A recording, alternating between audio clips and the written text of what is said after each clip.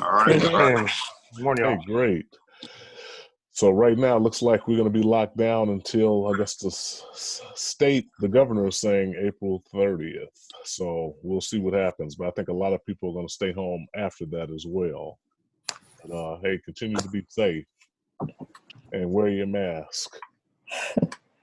And with that, I'm going to turn it over to our Toastmaster this morning, Andrea Fitzgerald. Oh, yay. Mhm. Good morning and welcome everyone to another awesome meeting of Toastmasters. I'm looking forward to us collaborating and working together today.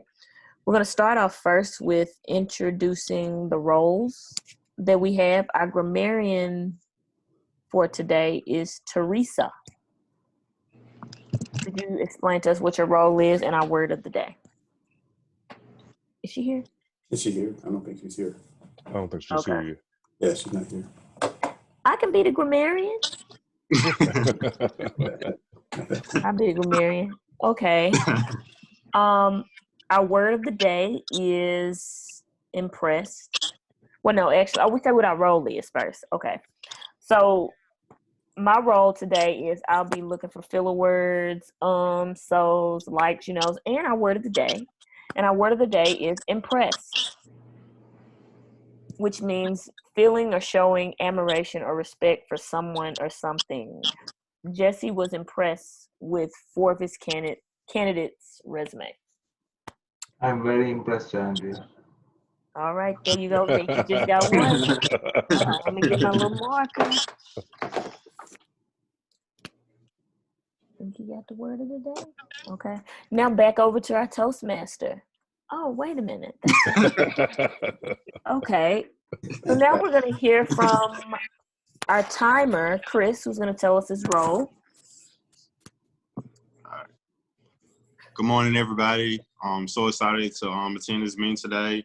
I'll be a timer for today's meeting, and I'll be timing the whole meeting throughout the day from speeches, table topics, and evaluations. For example, throughout our table topics, once you see the, let's see.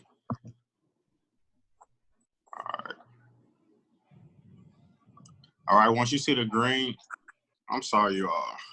No, you got it. I see green. All right. Yeah. So once you all see the green light, that means that you're at the 45-second mark. The yellow one means you're at a minute and 15 seconds, and a red light would mean it's time to wrap it up. You all. Very critical, Chris. Hey, and let me add another note. What happens? The speakers pin Chris, the timer, to your screen. That way, you'll see it when he does it, and you won't have to see like in the gallery mode. So definitely pin him when you're speaking. All right. Thank you, Chris. So we will now have, wait a minute, is Fernandez, you're the first speaker. Who's the second speaker? Binky's going to speak. Binky. Anyone else, or is that it? It's just 2. Right? Yes. Okay, great. Okay, so we will have our first speaker, Fernandez. Do you have an intro or who? Oh, yeah, I'm evaluating. okay, Fernandez. Yeah, that's right. And he'll be evaluated by Shelvin. You want to tell us about what he's being evaluated on, Shelvin? yes. Fernandez is going to be speaking from 5 to 7 minutes, and he's going to be talking about, his title is Lemons to Lemonade. And which path are you going, Fernandez? Just pathways. Okay. Yeah. Okay. There you go. There you go, Madam Toastmaster. Okay. Fernandez. What does it say? Oh, Fernandez with his speech. All right. Fellow Toastmasters, COVID-19 has been devastating to a lot of people around the world and also to the United States. People have died. People have lost their jobs. Companies have closed. And I think all of us have seen this stuff on the news. Now, of course, a lot of these things have happened in greater, I guess, it impacts a lot of areas differently. So like New York is in Italy and New Jersey are feeling the effects a lot more than some of the other countries. But I think over the last 2 months, I think everybody would agree that we've seen enough of this. And I think we all understand some of the aspects of what we're dealing with. But with everything that goes, any negative type of reaction or negative thing that comes up, there's always something that positive that comes out of it. So what I want to concentrate on today is what are some of the positives that have come out of this unfortunate virus that has impacted the world. So let me start off by saying the atmosphere. So in January and February, I actually saw it last month, that China's emissions have dropped 25% from what it was a year ago because they're not using as much coal and there's not as many cars on the road. So their coal usage for their top 6 plants have decreased 40%. And then let's just take New York, like I said earlier, New York, their pollution in the city of New York, they have dropped 50% from where they were a year ago.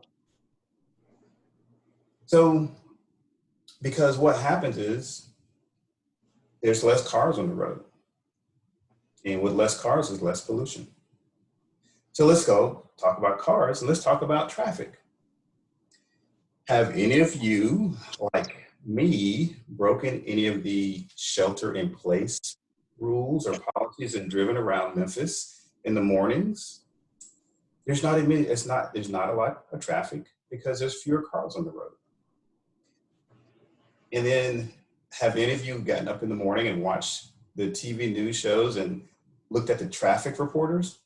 They virtually do not have a whole lot to talk about because there's not as many cars on the road. So with less cars, there are fewer accidents. Now, of course, there'll be a few accidents from here, now and then, but they've had to change some of their roads because the traffic report isn't as great or as there's not as many accidents in the road. Then let's talk about wildlife.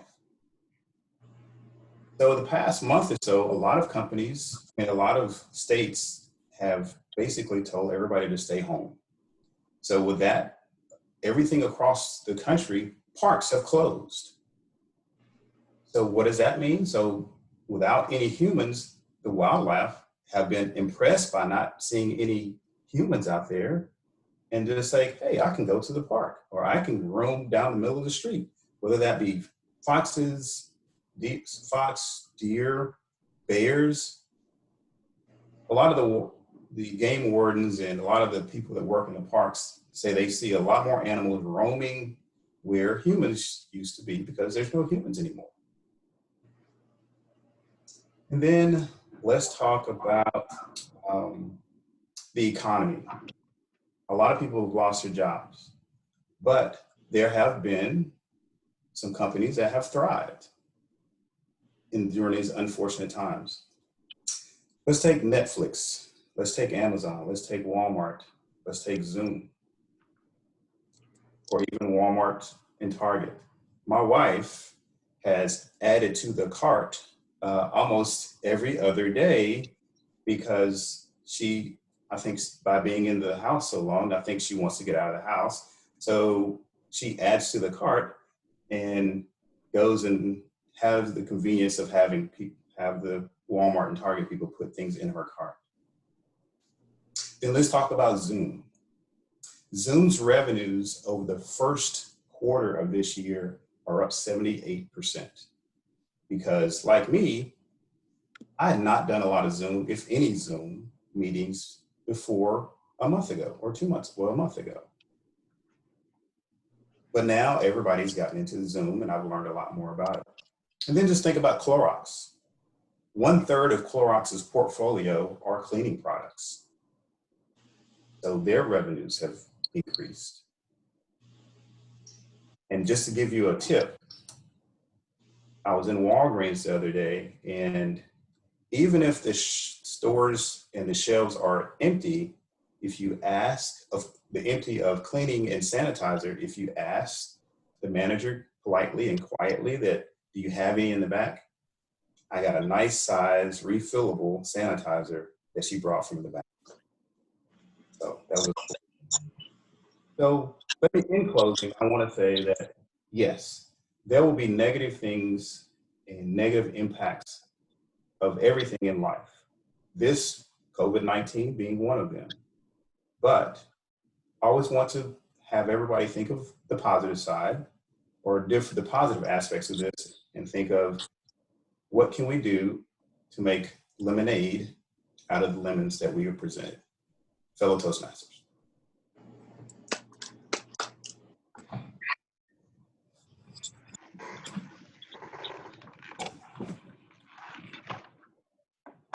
Thank you so much, Fernandez, for that amazing speech.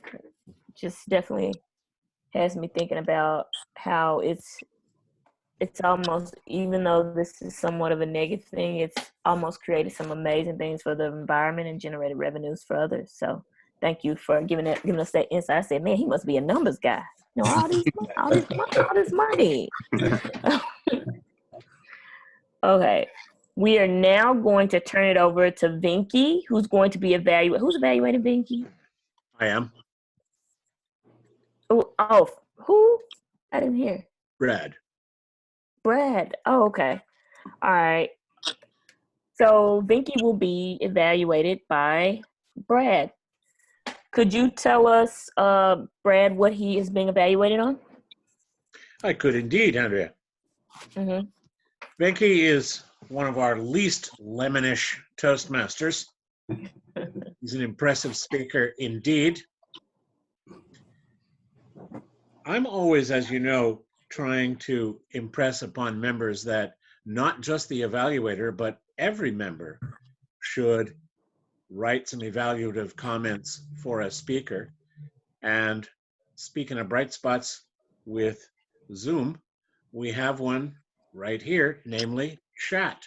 Chat is the perfect place for you guys, when Venky's speech is done, to make some written comments, both praise and suggestions for improvement about his speech. So when he's done, get on chat and do that. And give him some specifics, please, beyond great job, Venky. So get on there, chat, and do it. Now, Venky is speaking from the strategic leadership pathway, though I do not know what level. What level is it, Venky? Level 1. Level 1. Normally, it isn't the job of a evaluator to state the title, but I'm going to do that because it'll help illustrate what I'm going to evaluate. And his topic is the big secret of dealing with people. So I want to evaluate some specific skills that relate directly to that. And I'm going to choose to evaluate today some characteristics of voice, in particular, vocal variety, and what I'll call tone, issues of how the voice will be received by other people. He hasn't given me any particulars to look at, and so those are the ones that I'm going to look at particularly today, characteristics of voice. And that's what we'll do in this doubtless impressive 5 to 7 minute speech today. All right. We will turn it over to you, Vinky. Thank you so much, Andrea. Good morning, Toastmasters. So what's the big secret of dealing with people? There is one thing under the heaven that everybody should know when they are dealing with people. The only way that we can get things done from anybody is the ability for them to actually do it, or the desire for them, or the like that they wanted to do it, whatever we are asking. So how do we do that? How do we make people think that they want to do something that we need, or that we need some help with?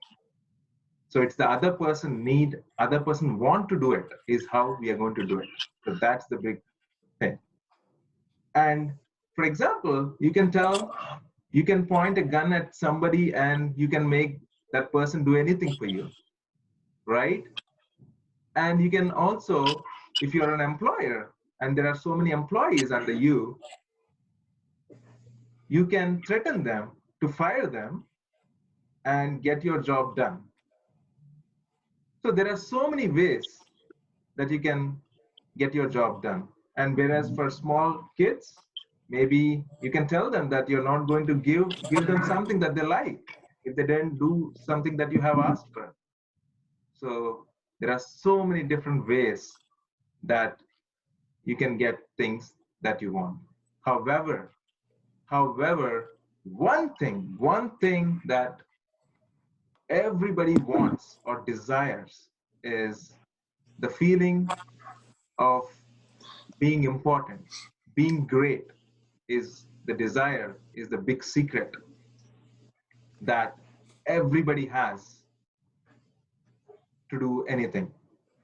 So some people might be saying that they have the desire, like, for food. Like, people love food, isn't it? We all love food. And people, some people might like to sleep more. And there is the desire to be great. And some people love and give back to the society. They just love it.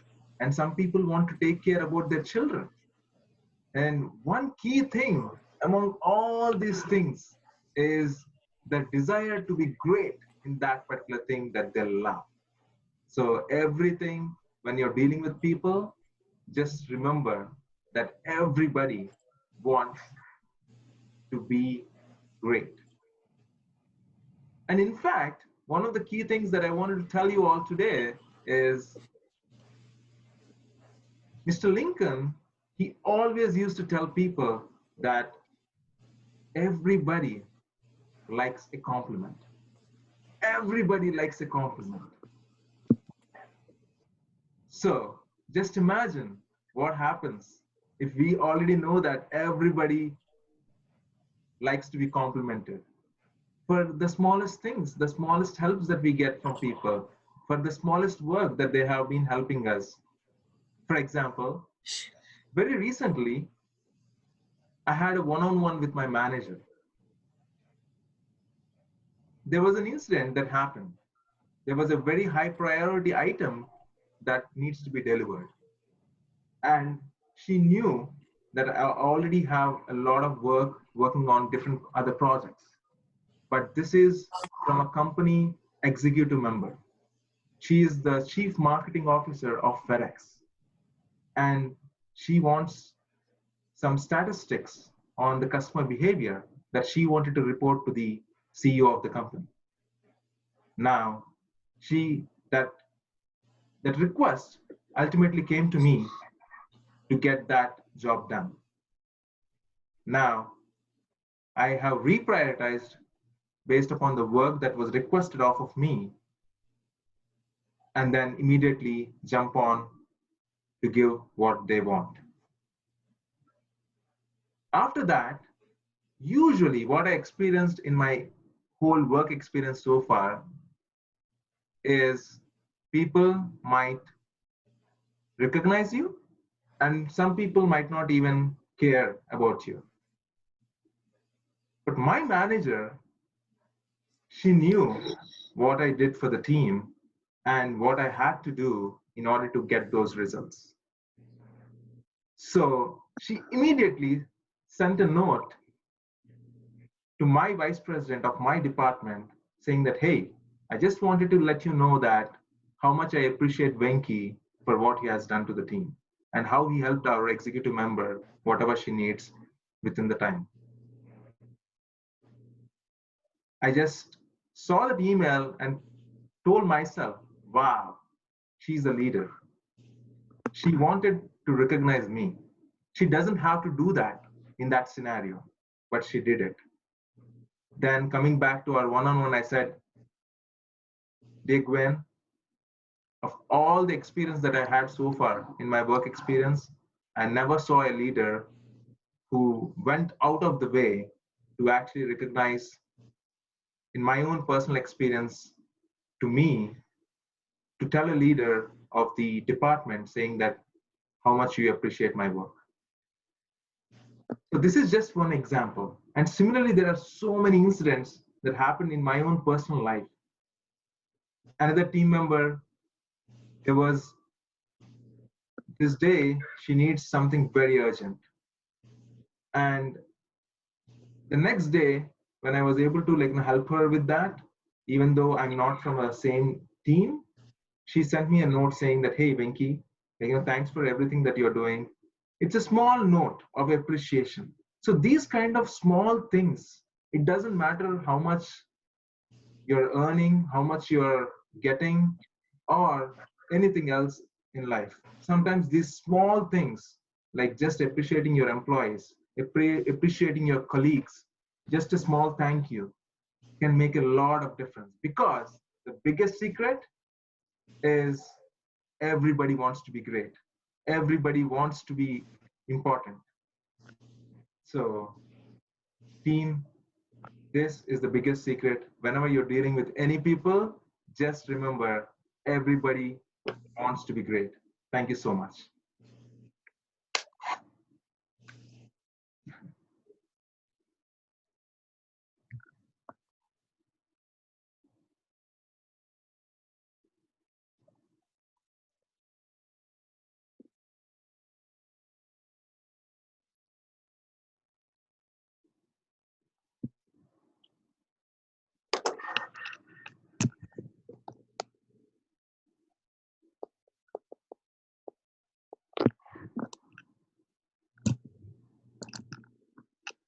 Andrea, back to you. Okay. Okay. Thank you. Sorry about that, guys. My internet is going in and out. It just stops, and apologize. But great speech, Binky. Thank you so much for that speech. And we will now turn it over to, we will now do our, let's get a timers report. All right. I'm happy to say that both speakers qualified. Fernandez finished at 6 minutes and 21 seconds, and Binky finished at 7 minutes and 12 seconds. Awesome, awesome, awesome. Oh, goodness. So send your votes to Chris privately. Okay, got it. Which Chris? Oh. Burton. Burton, okay.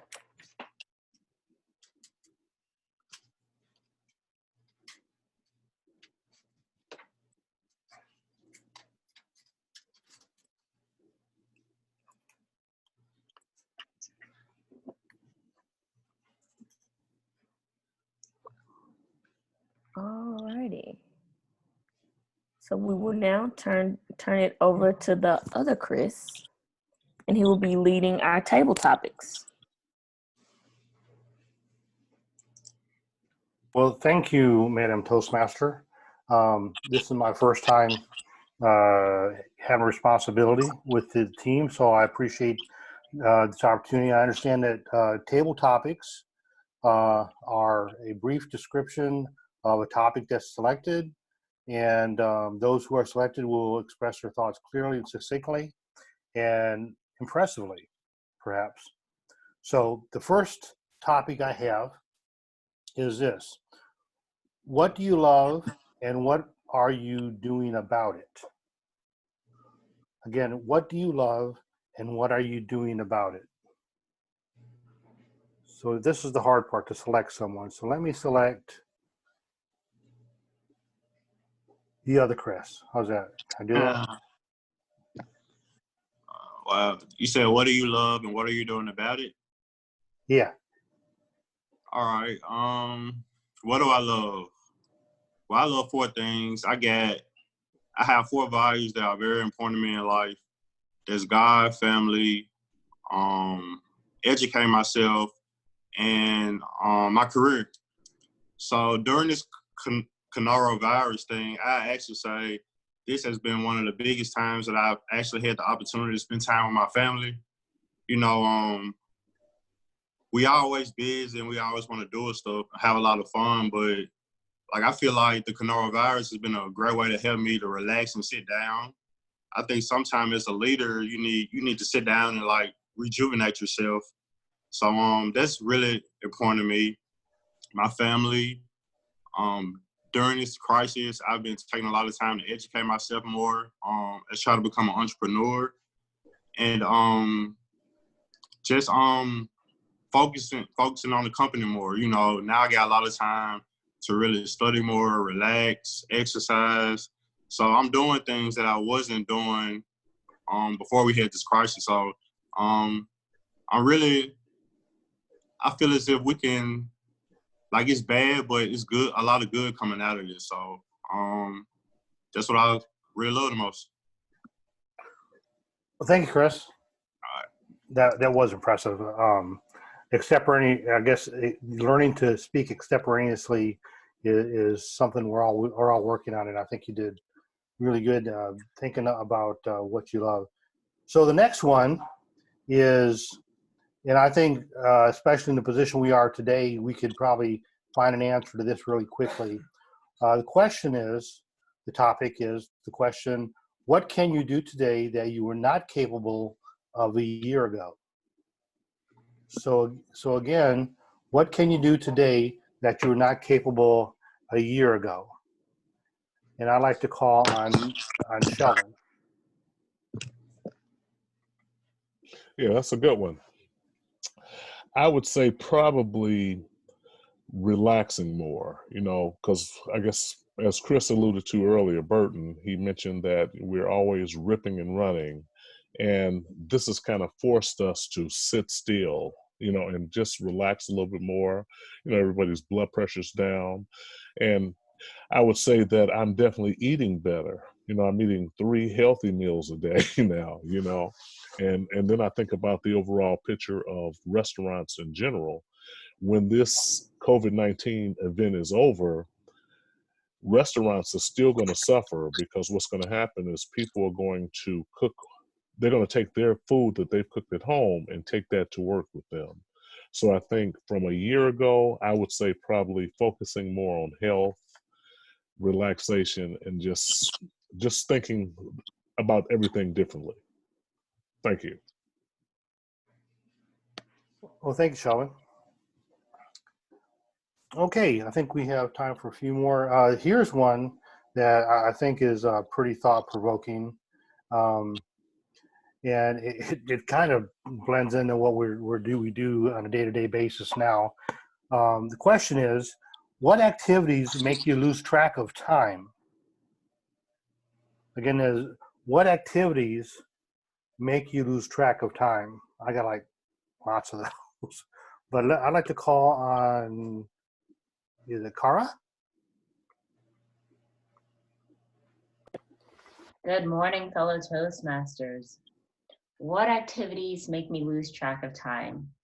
This is one that I don't like to admit, but spending time on social media makes me lose track of time, makes me feel horrible that I've wasted time, and I have nothing to show for it.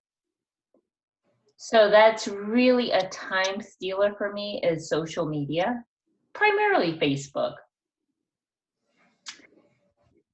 And what I tell myself when I get on there is I hate Facebook because it really robs me of time that I could be taking a walk around the block, maybe washing some dishes, spending some time looking at my Toastmasters manual or looking at pathways because I still don't know pathways.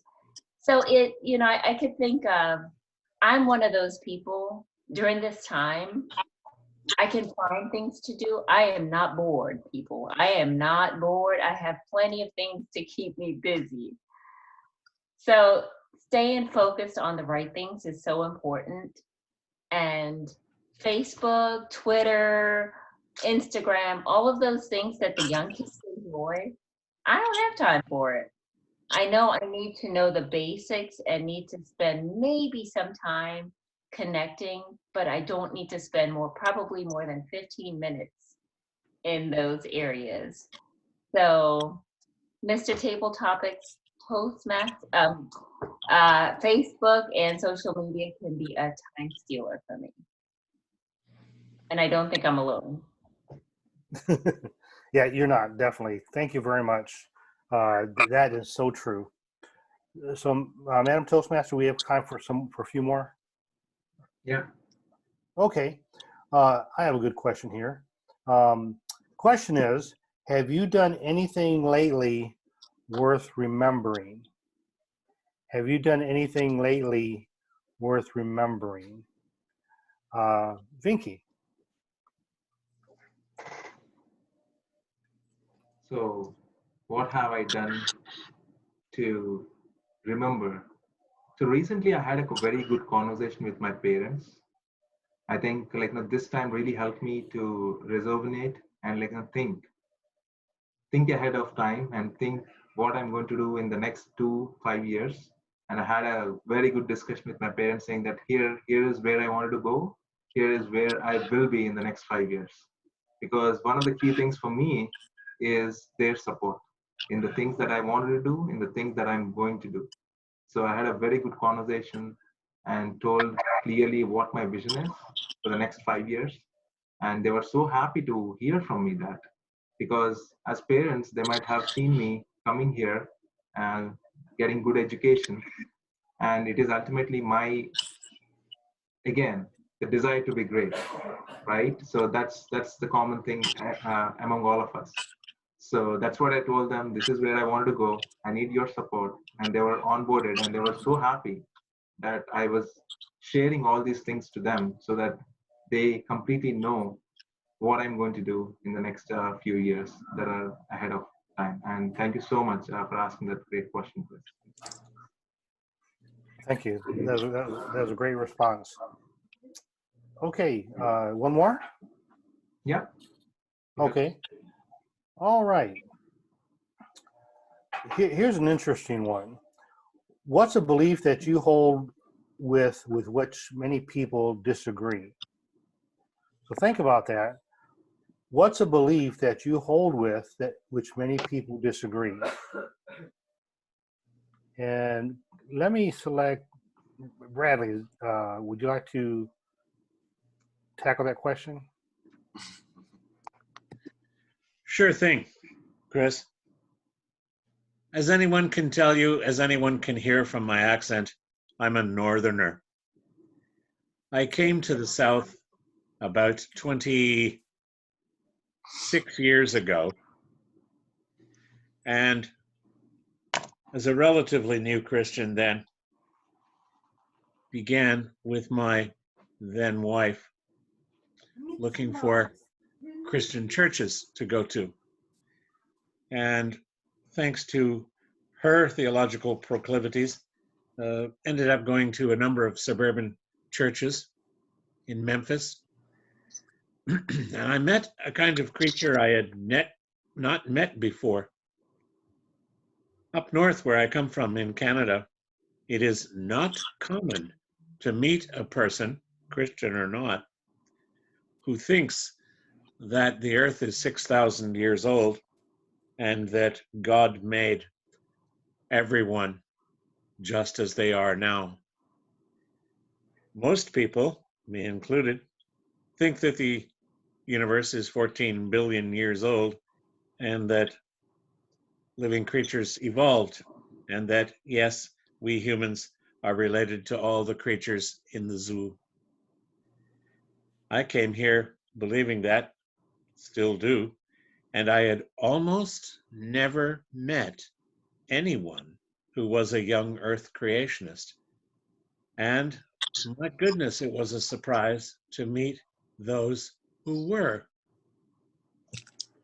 Then it was a greater surprise to realize that they come by the thousands, endless thousands of them here in the deep South. And I'm very impressed when I meet them. I cringe when I meet them. And I wonder, I dare say, about the state of American education. The United States is almost the only country in the world where such beliefs are common among reasonably educated people. It makes me shake my head in wonder. I'll leave it there. Well, thank you, Bradley. That's a great, a different answer. And no one will judge you on that. Very impressive answer. Okay, if we got time for one more. What is the difference between living and existing? What is the difference between living and existing? We have one more person. I don't think that had a chance. I think that's Madam Toastmaster Andrea. Oh, okay. What an amazing question. When I think about living and existing, I think about the difference between a transaction and a transformation. Because with a transformation, a transaction, if you think about what it is, it's just an exchange. You just go through the moves, and then you exchange. It's like I can go to the store, I can buy something, they give me the money, that's it. A transformation is something that is internal. I feel it on my inside. It's almost, if you transform your house, you get a complete makeover. That's the difference between living and existing. I can go through the motions, I can do what I need to do, but when I'm existing, that's what I do. But when I am living, I'm doing life. Like that to me, that is what living is. When you are living your purpose, doing the thing that is you, to me, that's living. I'm living with intention every single day versus just going through the motions, which I think that this time in life is really giving us an opportunity to really reflect. Like, I'm looking back at some of the things I'm doing and I'm like, oh, I'm just doing it just to do it. Am I doing it because I feel that internal, that internal thing inside of me? So I think that's the big difference. Am I just making a transaction from day to day, or am I trying to transform and live my life in that way, transform others, transform myself daily? Well, thank you, and thank you for everyone who gave the great answers. So I want to turn it back over to Madam Toastmaster. Thank you very much. Thank you so much. You did a great job on the tabletop. Those were some really thought-provoking questions. Shout out to you, Chris. Those were really Great job, Chris. Very Good impressive. job, man. Good job. Yes, that's the one thing I love about or one of the things that I love about Toastmasters is some of these questions. You really get to see people in a deeper way, which I really appreciate, and just even the multiple perspectives. I just love that. So now I'm going to turn it over to our general evaluator, who is, there's no name there. I can do it. I can take it. Okay, Shelvin. Okay, Shelvin. All right, Yes. we're gonna go right into it. Fernandez was our first speaker, and I was his evaluator. Fernandez, as usual, that was a great speech. COVID-19. I said, wow, which angle is he going to take on this particular speech? Then your title, Lemon to Lemonade. It's interesting because that's one of the things I've always told my kids when they were younger. I says, hey, when someone gives you lemon, make lemonade. Always look at the positive side on it. You opened up, it was a great opening. You talked about people have died. When you start thinking about people have died, I mean, that's deep in itself. You said people are losing jobs. You mentioned what are some of the positives that we can implement from this. And what happens, it automatically took the negative side off of it and started looking at the brighter side, at the sunnier side of the street. And, you quoted statistics as well. I like that. You talked about, the pollution levels have come down. China has seen a 25% drop. The US in New York has seen a 50% drop in pollution. Those are the positives that's going on. What's going on is the world is being cleansed, is what's happening. And yeah, some people are, like what are they saying? 20 something thousand have died in the US. And that's a staggering statistic, when you start looking at the pictures of the trucks and the bodies and things like that. But when you start looking at the positive side of it, it's just things are going to get better, because when you start looking at the fact that people are staying home more, they have to stay home more because the government has told you stay home so that we can get through this. When you start looking at the fact that people are eating better, they're eating 3 squared meals a day, they're going to the grocery store. Yes, we're still putting chips in our basket. I know I am, for the snacks, but we're not eating the fast foods. We're cooking foods. We're putting our food in air fryers. You talked about less cars. There's less cars on the street, fewer accidents. And that just brought me back. I was watching the news and I was watching the traffic, and you're exactly right. She was like, yeah, it's like this. Back to you. She really didn't have anything to say. And, the gas prices are a lot cheaper as well. They have come down because people are not driving. You talked about Walmart and Target. Their revenues are up 78%. And, Clorox bleach, their revenues have increased. So we're almost getting back to the basics. We live in I would call it a microwave society. We did before, but this is going to make everyone slow down and rethink. So I think we're getting to the point where COVID-19, it's a lot of negative, but I think there's going to be more positives coming out of that. But great speech. I look forward to, you had a great opening, a great body, and you summarized everything. But great speech, and looking forward to the next one. Thank you. Thank you, GE. Our next speaker was Vinky, who will be evaluated by Bradley this morning. Thank you, Shelvin. Christopher Burton, do we have time for me to have an extra minute? Sure, Bradley. Thank you. Vinky, in my view, you are a Toastmasters Toastmaster. Here's what I mean by that. Lots of members of our organization just want to stay who they are. They don't want to change. They just want to be rewarded for giving the same old speech all the time.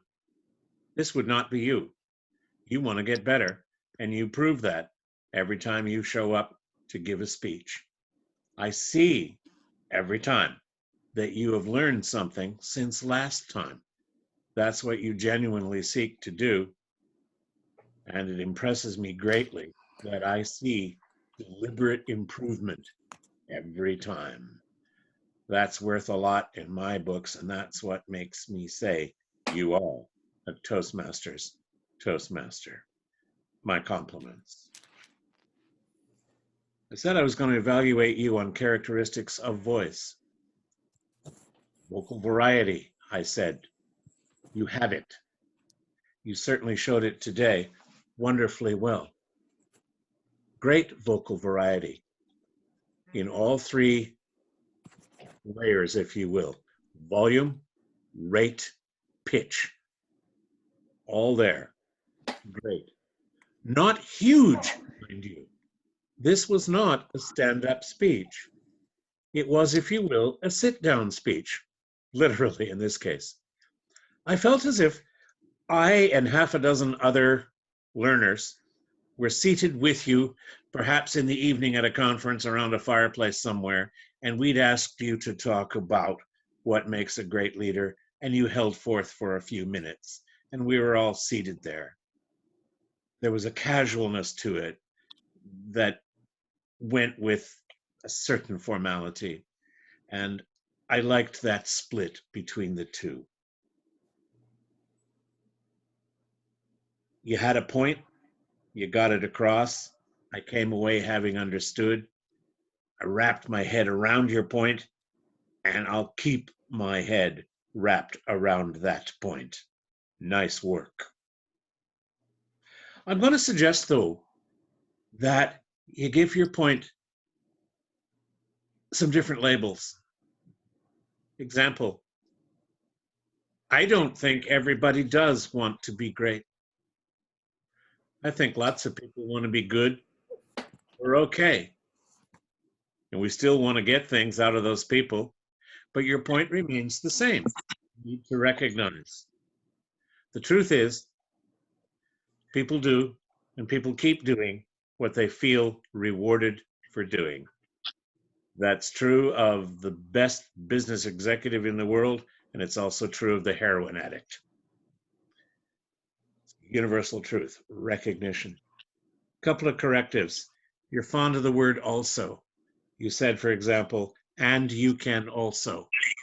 That's redundant. Use the and or use the also, but not both. You said, Mr. Lincoln, he used to tell us. It's just Mr. Lincoln used to tell us. Got a couple more. They'll be in the evaluation that I send you. Benke, a lovely job of a motivational speech. You are indeed, sir, impressive. Thank you so much, Bradley, for that feedback.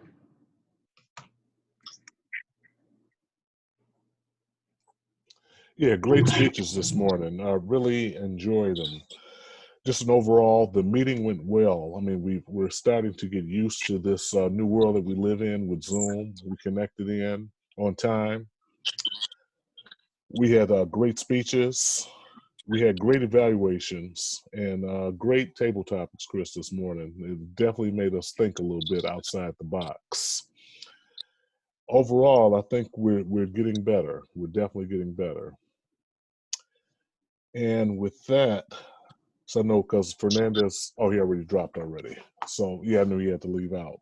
But overall, I think it was a good meeting, and let's continue and let's keep moving. Let's keep moving and keep learning. With that, I will turn it back. Oh, let's have a timers report. All right. I'm happy to say that both evaluators qualified. All right, send your vote to Chris for the best evaluator. Also, table topics as well. And I will turn it back over to Madam Toastmaster. In table topics, everyone qualified.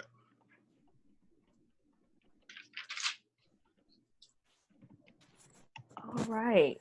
Those were two really impressive evaluations. Also very specific, actionable feedback, which definitely can appreciate. Always helpful. So for our grammarians report, we have, I'm impressed with the, no, I'm just had to slide it in.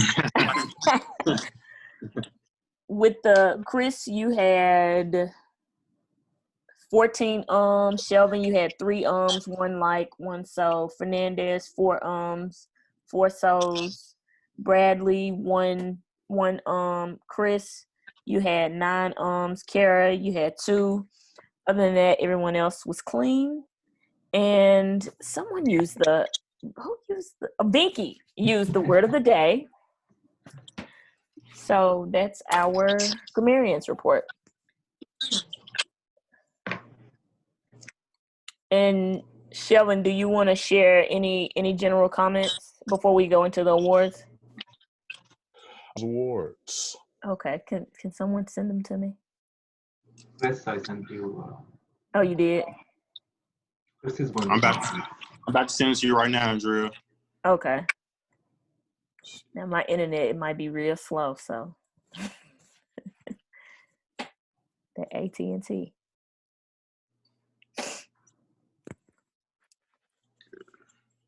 That's one thing. It's like the internet is being taxed for sure. Mm-hmm. Some awards, guys. All right. So for best table topics, Andrea. Ooh. All right. Best evaluator, Bradley. Woo woo. And for our final award, best speaker, Fernandez. Ooh. Okay, this has been an amazing meeting. I'm really excited to just see where we're growing and where we're going, and just seeing everybody's growth and progress. It's really amazing to see, and especially how we're collaborating and working together and making it all work in a new normal. So just Yes. definitely just giving a shout out to each one of us for continuing to push. And Binky, I really appreciate your leadership right there to say, hey, this is really a good opportunity for us to even strengthen it. Hey, let's bring some other people in and help them build their craft and communicating and confidence and leadership and things like that. So definitely an awesome meeting. And Chris, would you tell us about our lineup for next week? Wait until we get back to the face-to-face thing, but this virtual thing, it's really helping us learn in different ways. I've been doing it a lot throughout this week, so I'm liking it. Today was a great meeting, you all. Do we have any other comments? Thanks, Andrea. Yes, good.